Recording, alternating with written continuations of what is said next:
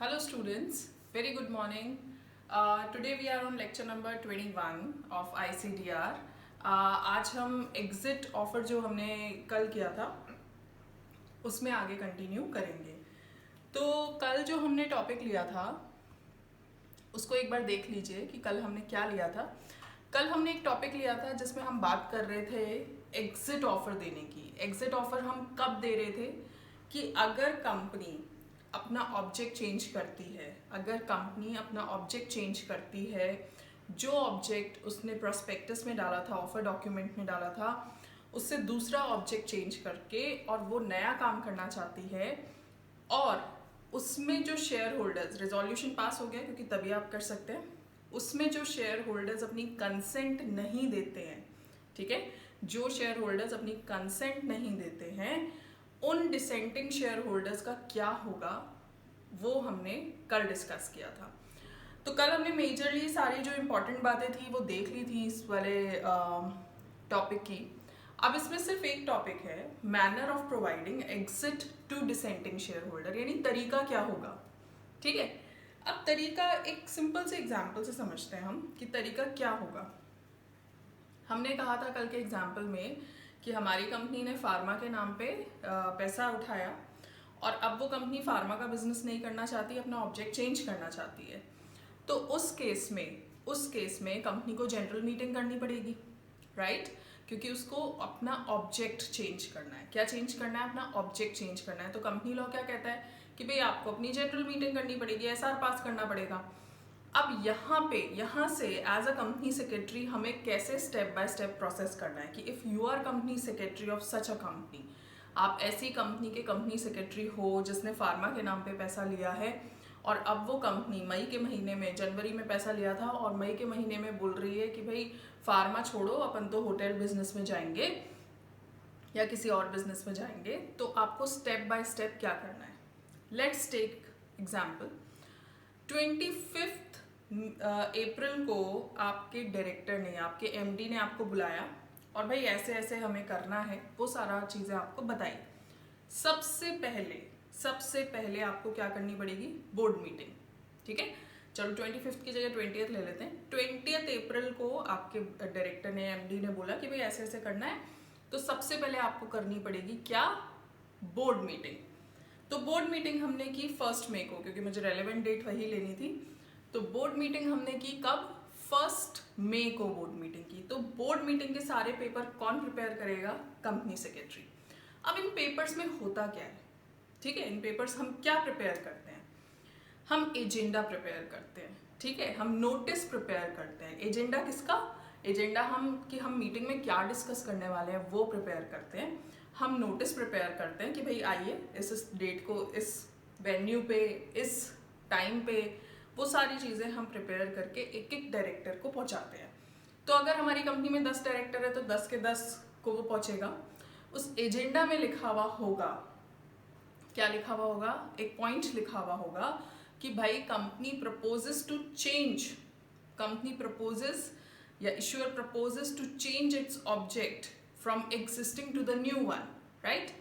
अब सबसे पहले क्या हो रही है? 1 तारीख को बोर्ड मीटिंग, ठीक है, क्या हो रही है? Board meeting. बोर्ड मीटिंग में पास होगा बीआर, बोर्ड रेजोल्यूशन। क्या पास होगा? Board resolution.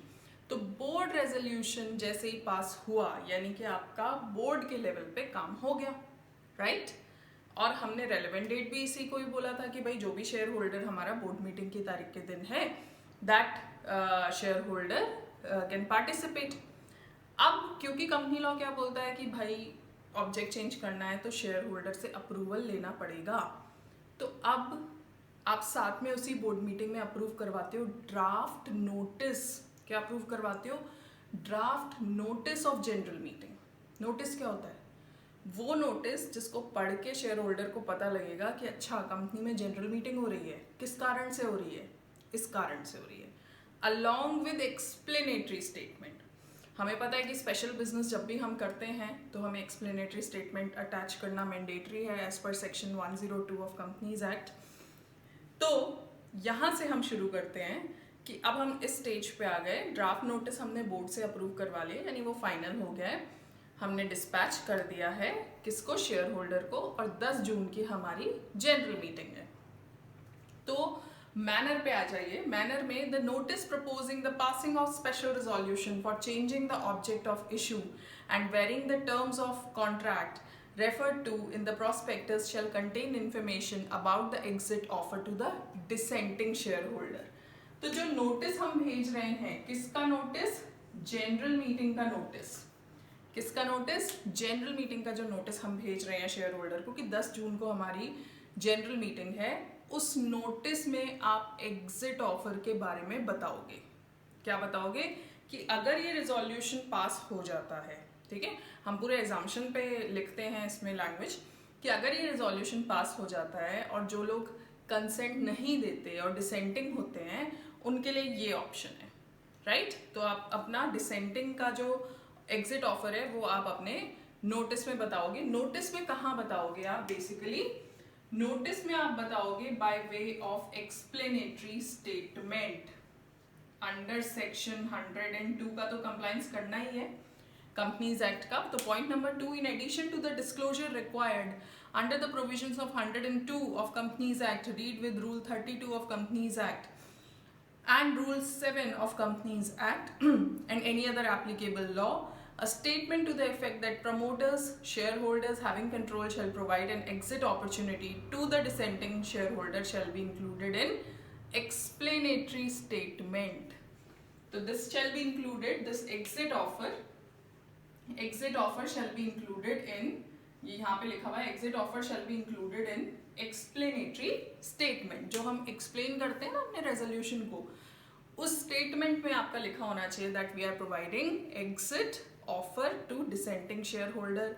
उसमें हमारा प्राइस ये रहेगा, तरीका ये रहेगा, ये सारी चीजें लिखी हुई होंगी। आफ्टर पासिंग अब क्या करना है आपको, नेक्स्ट स्टेज हो जाएगी होल्ड जनरल मीटिंग। अब 10 तारीख आ गई, 10 जून, हमने क्या बोला, 1 मई को हमने बोर्ड मीटिंग की और क्या पास किया, बीआर पास किया। 10 जून को हम जनरल मीटिंग कर रहे हैं, ठीक है, और हमें क्या पास करना है, एसआर पास करना है। तो 10 जून आ गई, होल्ड करिए general meeting and pass special resolution. Special resolution pass करिए, कौन सा, स्पेशल, 3 टाइम्स वाला।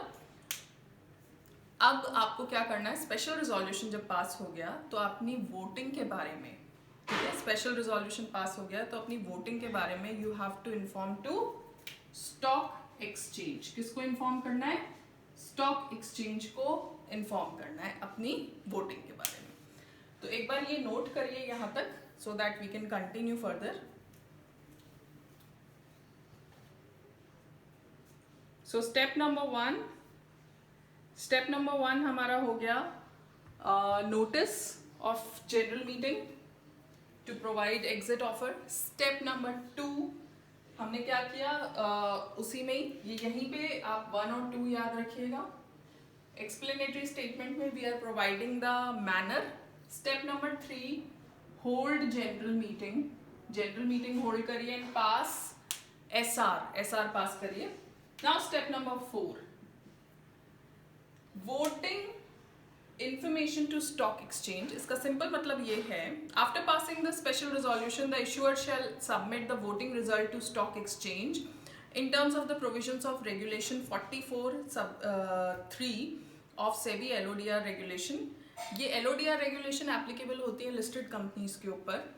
तो वो उस रेगुलेशंस के तहत you have to inform your voting result. Voting result का मतलब है कितने लोगों ने फेवर में बोला, कितने लोगों ने अगेंस्ट में बोला, वो सारी जानकारी आपको स्टॉक एक्सचेंज को सबमिट करनी है। सपोज करिए 100 लोगों ने वोट दिया, 100 में से 80 ने तो कंसेंट किया और 20 ने डिसेंट किया, तो that information has to be sent to stock exchange. Next is the issuer shall also submit the list of dissenting shareholder as certified by compliance officer to recognised stock exchange. तो ये जो है dissenting share holders भी कितने हैं voting में, वो भी आपको इन्फॉर्म करना पड़ेगा to stock exchange and duly certified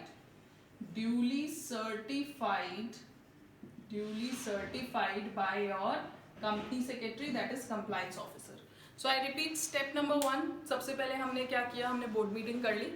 board meeting में ये लिखने की जरूरत नहीं है, ये सिर्फ आपको वैसे ही ध्यान रखना है। तो बोर्ड मीटिंग में आपने सारे अप्रूवल ले लिए बोर्ड ऑफ डायरेक्टर्स से। इसके बाद यहाँ से शुरू करते हैं, जो नोटिस है हमारा जनरल मीटिंग का, उसमें आपने एक्सप्लेनेटरी स्टेटमेंट में बकायदा आपने बता दिया कि एग्जिट ऑफर क्या है, ठीक है, उसी में बताना है एक्सप्लेनेटरी स्टेटमेंट में। नोटिस कौन सा, जो नोटिस हम सेंड करेंगे, शेयर होल्डर को सेंड कर रहे हैं for the purpose of general meeting. उसके बाद हमने जनरल मीटिंग होल्ड की। जनरल मीटिंग में हमने एसआर पास कर लिया। एसआर पास करने के बाद हमने जो वोटिंग की इंटीमेशन है वो हमने स्टॉक एक्सचेंज को दे दी।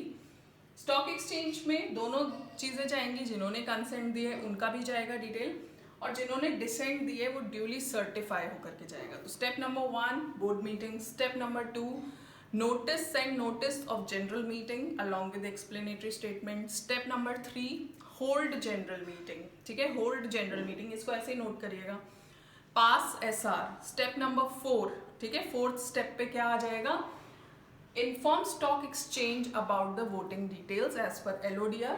कंसेंटेड कितना है, dissented, duly certified by compliance officer, की बकायदा उसका ठप्पा लगा हुआ है, उसने अप्रूव किया हुआ है। देन द प्रमोटर, क्योंकि मैंने आपको बताया था कि this is just an offer not by the company, ठीक है, it is not by the company, it is an offer by the promoter and shareholders in control. तो नेक्स्ट हमारा टॉप पॉइंट है, द प्रमोटर और shareholder in control shall appoint merchant banker registered with SEBI and finalize the exit offer price in accordance with regulation. So आप appoint करिए merchant banker, क्योंकि सेबी में सारे काम वाया मर्चेंट बैंकर ही होते हैं, तो मर्चेंट बैंकर को हमें अपॉइंट करना है, ठीक है।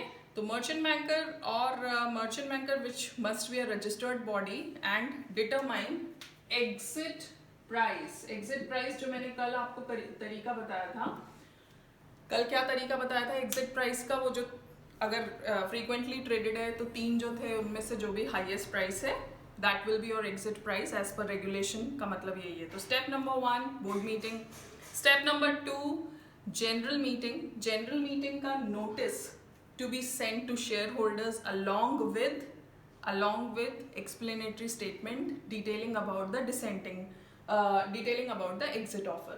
Step number 3 hold general meeting, general meeting hold करिए। स्टेप नंबर 4 पास करिए, उसी में ही लिख दो शायद से, hold general meeting and pass SR. Step number 4 voting details to stock exchange consented and dissented, in case of dissented duly certified by compliance officer. Then step number 5 appoint merchant banker, merchant banker appoint कर लिया and determine exit price.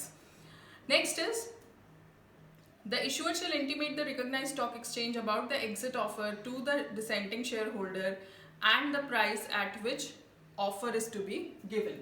अब आपको inform करना है stock exchange को कि हम कितने पे क्या ऑफर दे रहे हैं, यानी कितने प्राइस पे हम डिसेंटिंग वालों से शेयर्स ले रहे हैं और क्या प्राइस रहेगा, यानी हमारा एग्जिट ऑफर क्या रहेगा, उसका प्राइस क्या रहेगा। दोनों चीजें आपको स्टॉक एक्सचेंज को इन्फॉर्म करनी है ताकि स्टॉक एक्सचेंज इसको पब्लिकली डिसेमिनेट कर दे। पब्लिकली डिसेमिनेट, डिसेमिनेट का मतलब होता है फैलाना, डिसेमिनेट कर दे, डिसेमिनेट कर दे। डिसेमिनेट यानी कि पब्लिकली उसको बता दे कि भाई ये कंपनी इतने इतने पे ऑफर दे रही है और उसका ये प्राइस रहेगा। और डिसेमिनेट करने का मतलब होता है कि वेबसाइट पे अपने जैसे ही लगा देता है stock exchange, it means it is publicly informed. इसके बाद क्या पॉइंट है, The recognized stock exchange shall immediately on receipt of such intimation disseminate the same to public within 1 working day. जैसे ही स्टॉक एक्सचेंज के पास आई है इन्फॉर्मेशन, 1 दिन के अंदर अंदर स्टॉक एक्सचेंज अपनी वेबसाइट पे लगा देगा, ठीक है। तो step number 1 board meeting, step number 2 notice of general meeting, send notice of general meeting along with explanatory statement, and in the explanatory statement you have to mention exit offer. Step number 3 hold general meeting and pass SR. Step number 4 inform voting details to stock exchange, consented and dissented duly certified by compliance officer. Step number 5 appoint merchant banker and determine exit offer price. Step number 6 inform stock exchange about the exit offer as well as the price, and stock exchange shall disseminate this information to public. ठीक है, and how it is going to disseminate? By mentioning it, by representing it on its website.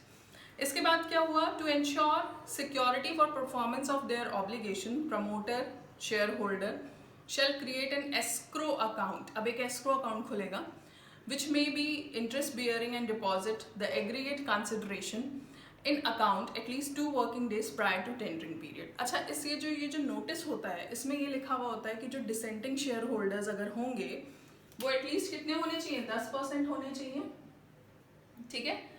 और 10% का इसमें ये date भी लिखी होती है कि अगर हम 10 तारीख को, कब हम जर्नल मीटिंग कब रख रहे हैं? 10 तारीख को, 10 जून को, तो 10 जून को हमारा एसआर पास हुआ तो हम एक पीरियड शुरू करेंगे, ठीक है। उसमें नेक्स्ट में अभी लिखा हुआ आएगा वो पीरियड कब शुरू करना है। तो उस पीरियड को, जिस पीरियड में जो डिसेंटिंग होल्डर है वो अपना शेयर दे सकता है प्रमोटर को, उस पीरियड को हम बोलते हैं टेंडरिंग पीरियड। क्या बोलते हैं? Tendering period. आई रिपीट, भाई 10 जने हैं ऐसे 100 में से जिनको कि ये ऑफर समझ में नहीं आया। 10 जून को हम 10 लोगों ने मना कर दिया, तो अब इन हम 10 लोगों के लिए हम क्या कहलाए जाएंगे? Dissenting shareholder. तो इन डिसेंटिंग शेयर होल्डर के लिए जो एग्जिट ऑफर है, एग्जिट ऑफर मतलब हम अपने शेयर्स प्रमोटर को देंगे और कंपनी छोड़ देंगे, तो वो एग्जिट ऑफर जो है वो शुरू कब होएगा? 10 जून को तो एसआर पास हो गया, तो जिस दौरान वो शुरू होएगा, जिस दौरान हम अपने शेयर्स दे सकते हैं, कौन? डिसेंटिंग शेयर होल्डर, तो उस पीरियड को हम बोलते हैं टेंडरिंग पीरियड। टेंडर मतलब देना, कि जिस दौरान आप अपने शेयर्स दे सकते हो। तो ये जो टेंडरिंग पीरियड है इसको स्टार्ट होने से पहले, टेंडरिंग पीरियड के स्टार्ट होने से पहले एस्क्रो अकाउंट ओपन होएगा 7 पॉइंट। क्योंकि ये ऑब्लिगेशन किसकी है? कंपनी की नहीं है। As I told many times, ये कंपनी की ऑब्लिगेशन नहीं है, ये promoter and shareholder in control की है।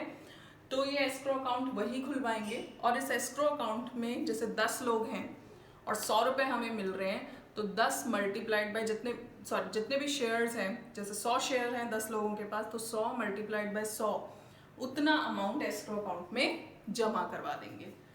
10 शेयर होल्डर हैविंग 100 शेयर्स, ठीक है, 10 शेयर हैं सबके पास और कंपनी पे कर रही है अगर 100 रुपीज, तो ये amount full consideration company promoter अगर पे कर रहे हैं 100 रुपीज, तो ये फुल अमाउंट, पूरा अमाउंट, ऐसा नहीं कि इसका 50% या 60%, फुल अमाउंट एस्क्रो अकाउंट में जमा होएगा। एस्क्रो अकाउंट एक अकाउंट होता है जो कि एक ऑब्लिगेशन के लिए खोला जाता है, ठीक है, जिसमें कि बेसिकली डेफिनेशन ये कहती है कि 2 पार्टीज में कोई ऑब्लिगेशन है और उसके लिए हम थर्ड पार्टी के साथ में पैसा जमा करवा देते हैं। तो यहाँ थर्ड पार्टी होता है बैंक। 2 पार्टी है, एक तरफ तो प्रमोटर है और एक तरफ है डिसेंटिंग शेयर होल्डर। तो first board meeting, second notice, send notice of general meeting detailing about the exit offer in the explanatory statement. Third, hold general meeting, pass SR. Fourth, inform voting to stock exchange including consented and dissented duly certified by compliance officer. Appoint merchant banker fifth and determine exit offer. Sixth, inform stock exchange about your exit offer and price, and stock exchange shall publicly disseminate it. Seventh, open escrow account at least 2 working days prior to opening of tendering period. Tendering period जब शुरू हो रहा है, जिस दौरान हम अपने shares दे सकते हैं, उससे एटलीस्ट 2 दिन पहले। और ये टेंडरिंग पीरियड कब शुरू होएगा? Tendering period shall start not later than 7 working days from the passing of SR and shall remain open for 10 working days. Tendering period आपका शुरू होएगा tendering period within 7 working days of passing SR. हमने SR कब पास किया? हमने SR पास किया 10 जून को, general meeting वाले दिन। तो उसके 7 वर्किंग डेज में आपका टेंडरिंग पीरियड शुरू हो जाना चाहिए। तो 10 जून को अगर हम पास कर रहे हैं, क्या पास कर रहे हैं? हम एसआर पास कर रहे हैं, जनरल मीटिंग की और एसआर पास किया, तो इन दैट केस लगभग 17 तारीख 18 तारीख वर्किंग डेज लेने हैं हमने, तो सैटरडे संडे हटा करके तो 7 दिन के अंदर अंदर हमें स्टार्ट करना पड़ेगा। तो हमने एक डेट ले ली कि 15 तारीख से हम शुरू कर रहे हैं। तो 10 जून सबसे पहले बोर्ड मीटिंग डेट, 1 मई 10 जून हमारी जनरल मीटिंग डेट, और 15 जून हमारी हो गई tendering period. Tendering period start हो गया और कितने दिन तक रहेगा?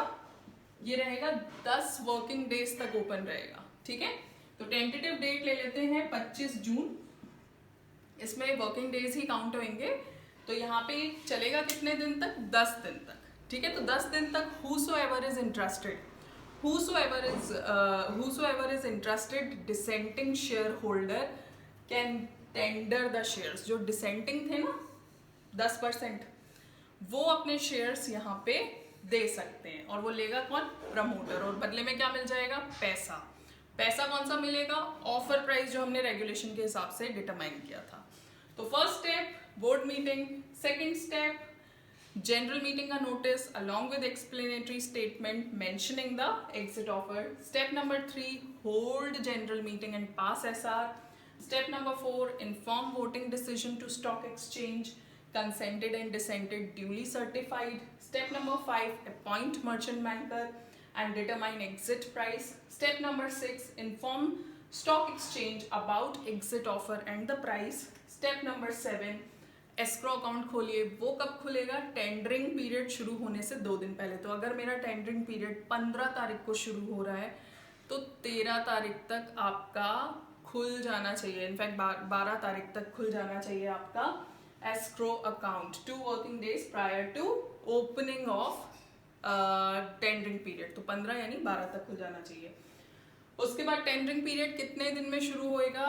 एसआर पास होने के with in 7 days, right. SR कब पास हो रहा है हमारा? 10 जून को, तो with in 7 days tendering period. Tendering period क्या होता है? जिस दौरान डिसेंटिंग शेयर होल्डर अपने शेयर्स टेंडर कर सके, यानी दे सकते हैं किसको? प्रमोटर को। कितने दिन तक चलेगा? ये नहीं कि एक दिन खुला और बस बंद हो गया, 10 दिन के लिए ये टेंडरिंग पीरियड चलेगा। ठीक है, next point is the promoter and shareholders shall facilitate tendering of shares by shareholders and settlement of the same through recognized stock exchange mechanism as specified by SEBI for the purpose of takeover। takeover और buyback में जो provisions हैं, जिस तरीके से facility दी जाती है, वही facility यहाँ पे भी है। एक पॉइंट मुझसे छूट गया ऊपर। The dissenting shareholders who have tendered their shares in acceptance of the exit offer shall have the option to withdraw such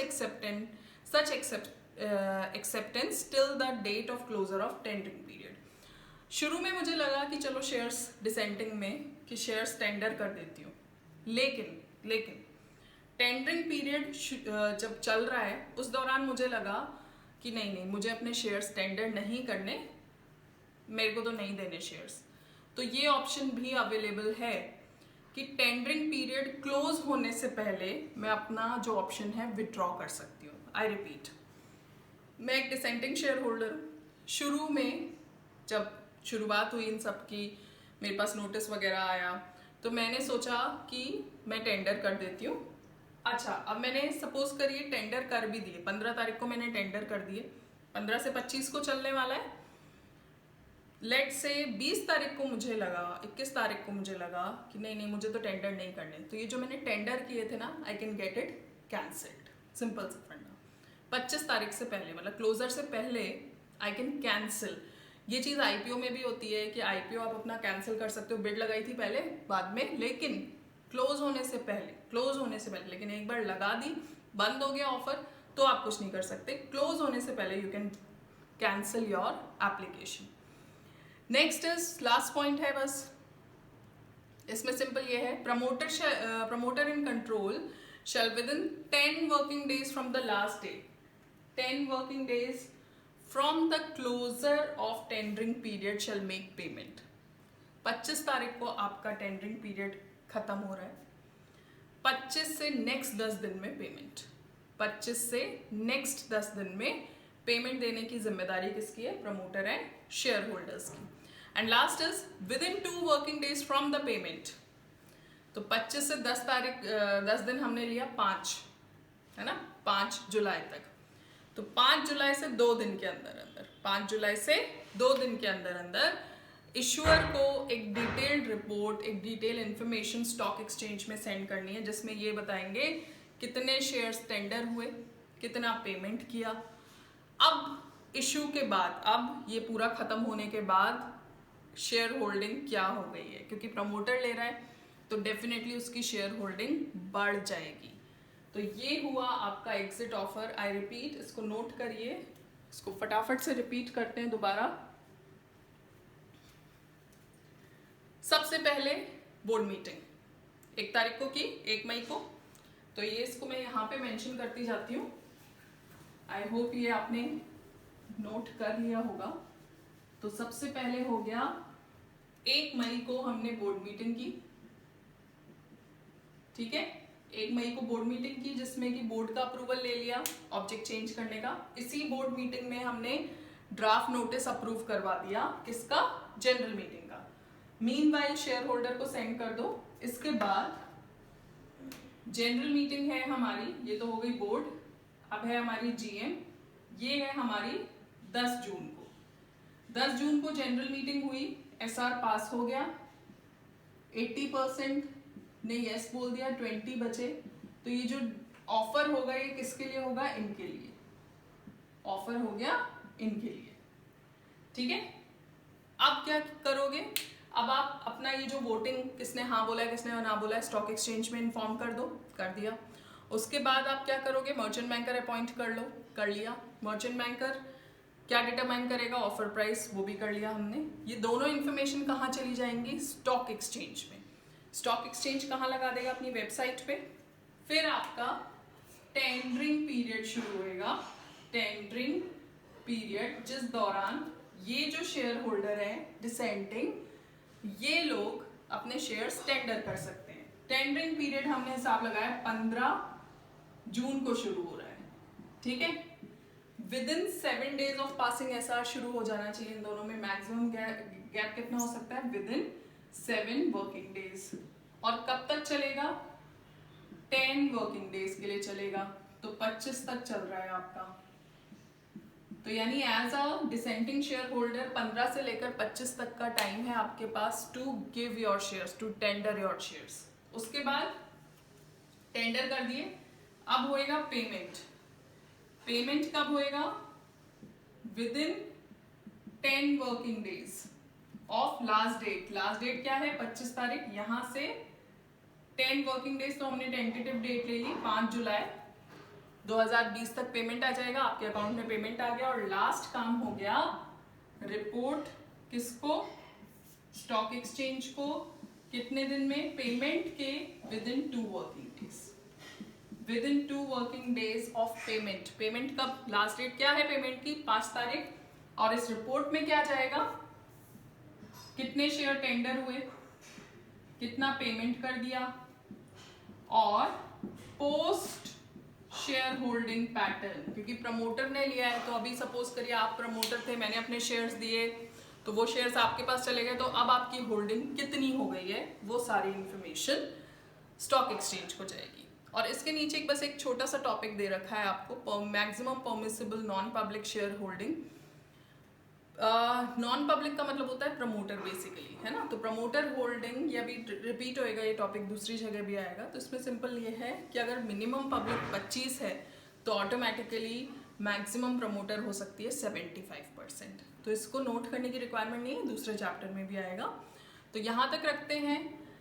next class में हम प्रॉब्लम्स डिस्कस करेंगे, जो क्वेश्चन आंसर हैं इसके, वो डिस्कस करेंगे। और ये प्रोसीजर वाला टॉपिक मैं बता दूंगी, इसमें कुछ भी नहीं है, रिपीटिशन है। It's just the summary of what we have done.